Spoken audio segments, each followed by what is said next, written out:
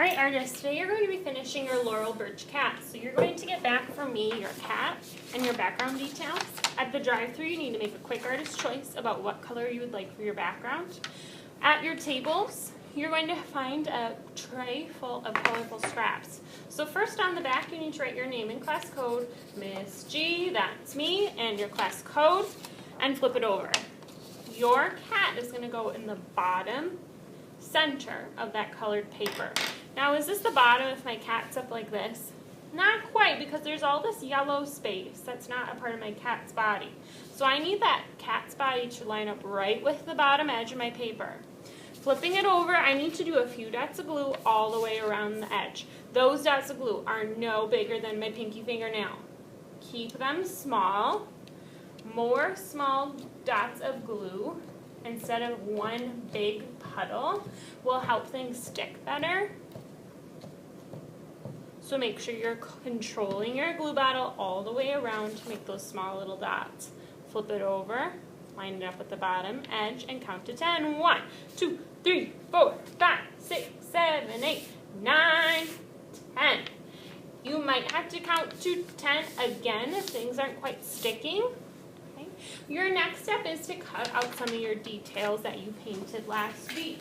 Those are going to get glued in the background. So, my really great cutting craftsmanship, cutting out around the edge. If for some reason you didn't get finished painting your details, you might have to color them with crayon or cut them out of colored paper. We won't be getting out paints today.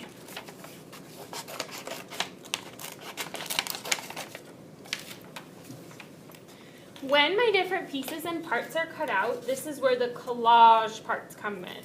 My white scraps need to go to the trashy trash, and I can start organizing these little parts that I cut out to make a background. Okay? I can maybe put a flower in my cat's hair. I can have things kind of circulating in the background. I'm also going to be using some of these patterned papers or colored papers to add some details for my cat. Maybe like whiskers. So to cut out a whisker, I'm going to cut out a skinny long rectangle and then cut it a little bit smaller. 1, 2,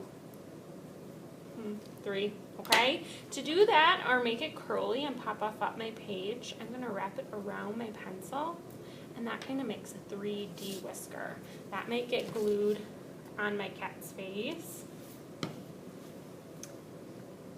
I could maybe make some other shapes or lines designs for my cat. Laurel Burch was really famous for including lots of crazy patterns on her cat, so that's kind of what I'm thinking about as I collage today. I've got some painted ones, but adding paper parts to this will make it even more wild.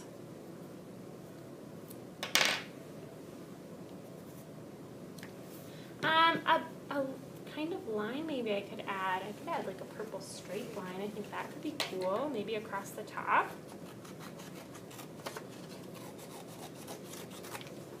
That looks good.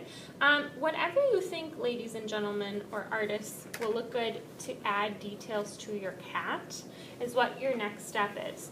All of these things need to get glued down before you take it to the drying rack. Can't wait to see your creativity.